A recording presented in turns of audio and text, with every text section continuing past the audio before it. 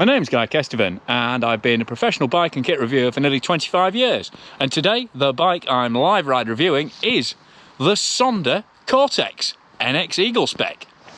Right, so it's a properly filthy day out here, really clarty, so I'm going to do the details now before it gets any filthy. I've already had to use the water bottle to rinse off some of the prettier bits, so at least you can see the detailing that Neil and the crew at Sonder Bikes have put into this bike. So, going through the basics: aluminium frame, medium with shock, with the RockShox, standard RockShox deluxe shock in there, weighs 3.2 kilos according to Alpkit, which is according to Sonder, which is pretty damn impressive for an alloy bike, especially when you can get that frame and shock for 999 quid, or at least you can when they're in stock. It comes in 4 sizes and 3 different colours: this green, a white and a brown. It's got internal cable routing, as you can see. It's got a nice long conjoined top tube head tube junction there, tapered head tube with a 66-degree head angle, and then this curved seat tube gives it an effective seat angle of 74.5 degrees. So I have nudged the saddle. I mean, there's not actually much adjustment on these saddle rails, but I have nudged it forwards a bit because obviously by the latest standards it's slightly slack on the seat angle, so you might want to shove it forwards just to get a bit more climbing perch. Reach on this large is 465, and to be honest, pretty much balanced as an all-round trail, but not progressive, but it's a balanced all-round trail bike that won't really offend anybody. I mean, obviously there's a live ride review to go with this, so check into that for the actual riding impressions. Back to the rest of the geometry. It's a 340mm bottom bracket drop, so 330mm BB axle to floor height, and it's 447mm chainstay.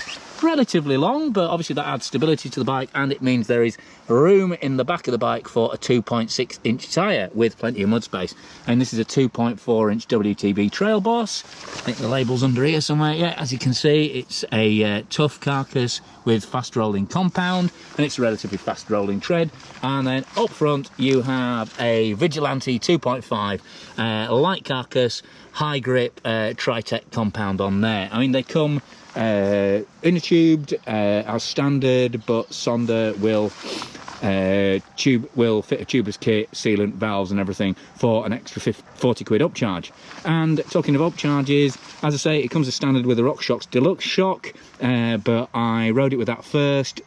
Found it a bit kind of stubborn and constipated in feel. It wasn't that sensitive and also a bit linear.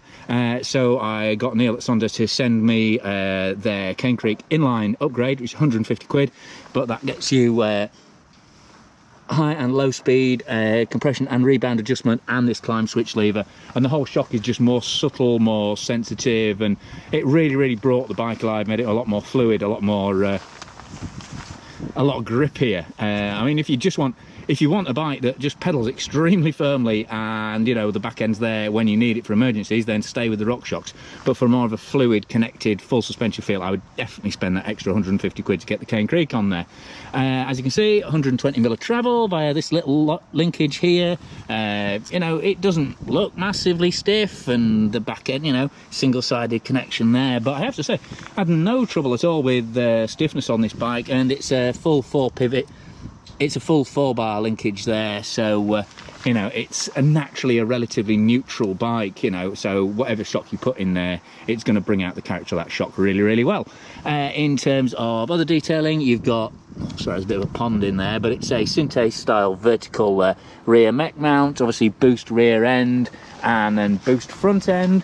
These wheels are Love Mud's Hobo. It's actually meant to come with a lighter set of wheels, so complete bike this large will come in under 15 kilos. With these wheels it's just over 15 kilos, but considering this bike in standard trim without that shock upgrade costs 2,050 quid, well, that is remarkably light, and obviously the 29er wheels give it a real advantage when it comes to efficient rolling. Going through the rest of the spec, you've got 130mm RockShox Revelation fork, you have got SRAM Guide T brakes, which means the more basic clamp, and you know, separate clamp for the shifters and for this X-Fusion remote lockout, but you know, they work fine. They're slightly wooden, they're not as nice as the Guide RSCs you get on the 2.5 grand version, which gets GX Eagle and a Pike, but you know, they do okay. And you get Love Mud grips, nice inner collar, file tread grippy grip on 780mm bars with a short 45mm stem.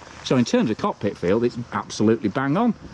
Saddle hasn't offended me in any way, although, you know, like I say, the rails are a bit short for adjusting, and the Manic dropper post from X-Fusion is a really reliable and just, you know, that's all you need from a dropper post, isn't it? You know, it's reliable, it works, it goes up and down when you want it to. In terms of bearings, you've got a nice big large main pivot bearing there, just sits above the bottom bracket there, just slightly under the steel chainring on this NX crank, and then at the back got NX rear mech and the slightly heavy NX cassette. So there are places where you could easily pull quite a lot of weight out of this bike by changing the chainset and changing the cassette.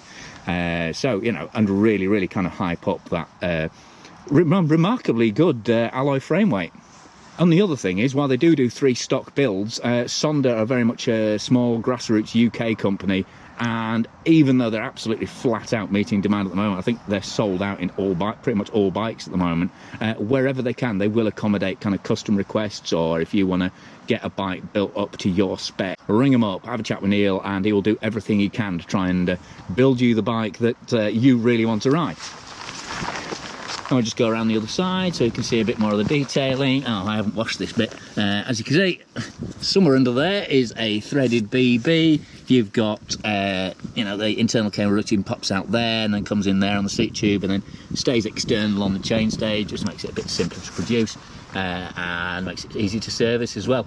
And again, you know, guide brake on the back there on a post mount. It's 160mm rear rotor, 180mm front, so, you know, moderate braking. It's not amplified in any way with the big rotor, but again, just everything on this bike just works, and it really suits the way this rides. And also, if you've not heard, you know, if you've not heard of Sonder before, I should probably say they're a very small UK company. They're the bike arm of Alpkit, again, really well-renowned, grassroots, top value UK outdoor company, based in the Peak District, you know, right in the heart of sort of the UK outdoor industry. And they do a really good job of putting together totally sorted kit, and that includes these Sonder bikes. I mean, their transmitter hardtail, when that came out, it absolutely smashed the budget bike ratings in all the group tests I was in charge of for magazines. You know, really great geometry, really kind of insolent ride feel, just a fantastic fun-packed bike.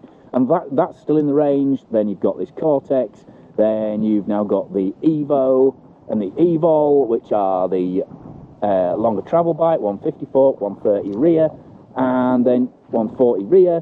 And then you've got Frontier and a whole load of other sort of bike packing adventure bikes as well, like the you know, fantastic Calibri and you know, a whole range of other bikes, Calibri, Camino, whole range of other bikes in the range, all pretty much united by very sorted geometry, great parts for the money, and just a really sort of straight up proper rider's attitude is what they convey on the trail or the gravel or in the mountains of Tibet, wherever you want to take them. And it's that ride that really underlines, I mean, you can put whatever you want on a bike, but it's that ride character that really underlines the bike and its appeal. And on the subject of how this rides, I mean, obviously you need to watch the live ride review video for that. But for now, thanks for watching this. Please click for notifications, subscribe if you haven't already subscribed, give it a thumbs up to please those YouTube algorithms, and massive thanks to Sonder for lending me the bike for test, and to my Patreon supporters for contributing a small monthly amount to the upkeep of the channel and for helping with videos, like helping me put aside the time to make videos like this. But for now, I've been GuyKesTV on GuyKesTV, riding the remarkably effective, affordable and fun Sonder Cortex NX Eagle.